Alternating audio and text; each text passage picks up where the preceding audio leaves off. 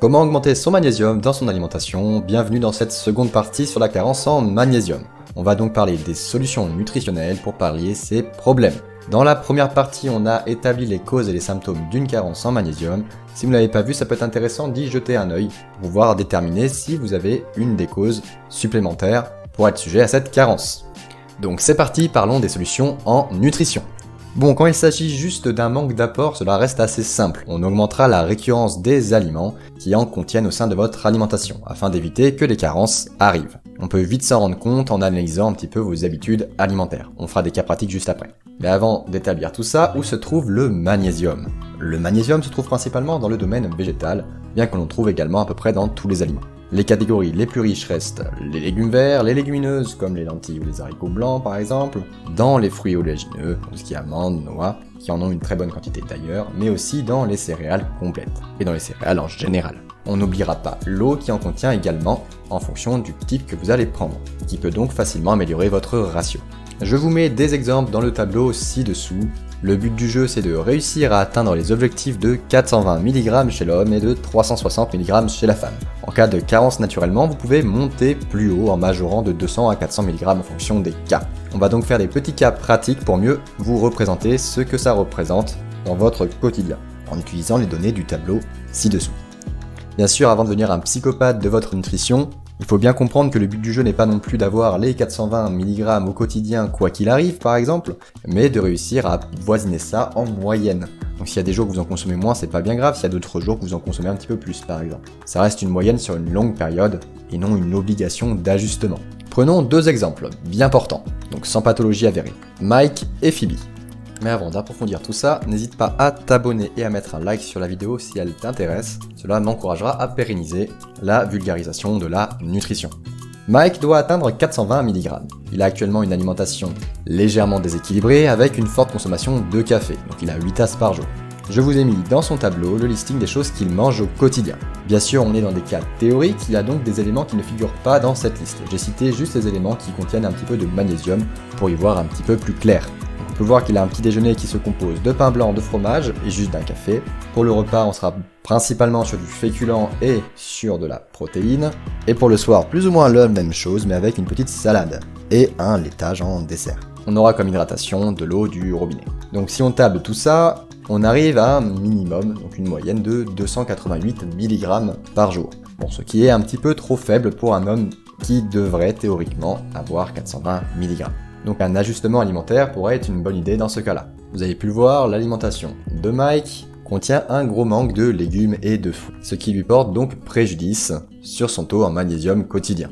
On va donc garder ses habitudes alimentaires, mais on va juste rééquilibrer son alimentation, approximativement parlant, en ajoutant ce qui lui manque.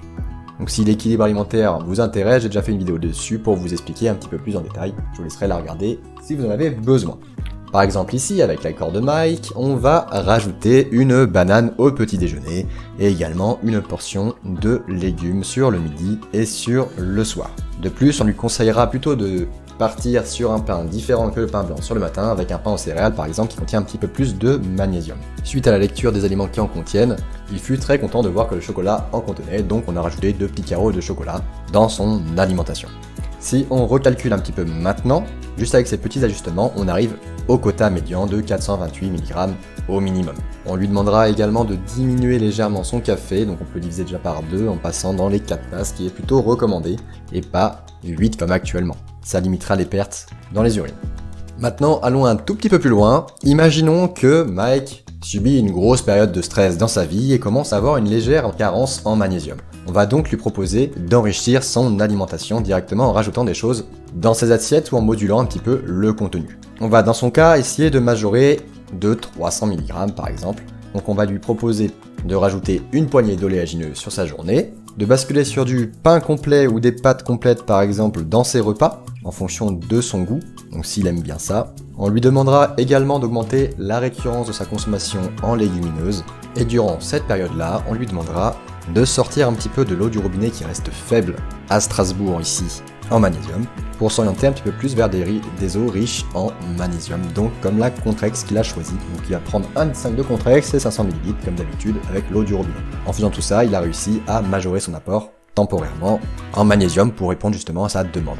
On aurait pu également, en cas de grosse carence, basculer directement sur un complément alimentaire ou s'il avait une des causes supplémentaires de perte en magnésium vue dans la vidéo précédente. Il aurait pu donc s'orienter vers du citrate ou de la bisglycinate de magnésium, deux molécules très bien tolérées, pour pouvoir majorer son apport. Si vous optez pour d'autres molécules, faites attention, elles sont un petit peu moins digestes ou moins bien tolérées ou moins bien assimilées, mais souvent prescrites, donc le sulfate ou le carbonate de magnésium, on évitera d'en consommer plus de 350 mg d'un coup, autrement vous allez avoir un effet laxatif non négligeable. Mais rappel avant de vous complémenter, demandez toujours l'avis d'un professionnel de santé. C'est toujours plus sûr. Parce que même si vous avez repéré des symptômes de la carence en magnésium, rien ne vous dit que ce soit pas une carence en autre chose.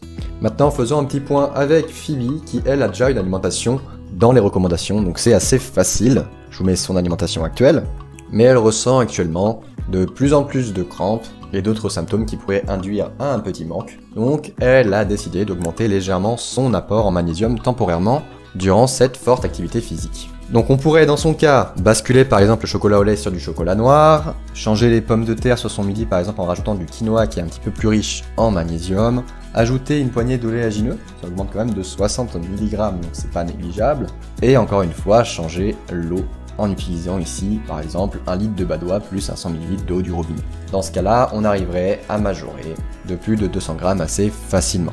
Bon, avec ces deux exemples, vous avez pu voir que si vous avez une alimentation qui est plutôt équilibrée finalement et que vous variez bien vos types d'aliments, que ce soit les féculents ou encore les légumes, il reste quand même très facile d'avoir des taux en magnésium corrects, sans pour autant se préoccuper littéralement de ce que vous mettez dans vos assiettes. Mais si votre alimentation est actuellement bien déséquilibrée ou que vous souffrez d'une des causes présentes dans la première vidéo, il pourrait être intéressant de temps en temps de majorer légèrement votre magnésium en fonction de vos périodes. Sur ce, j'espère que cette vidéo vous servira à améliorer un petit peu votre apport en magnésium si nécessaire. Sur ce, mange bien, bouge bien, dors bien. Tchuss!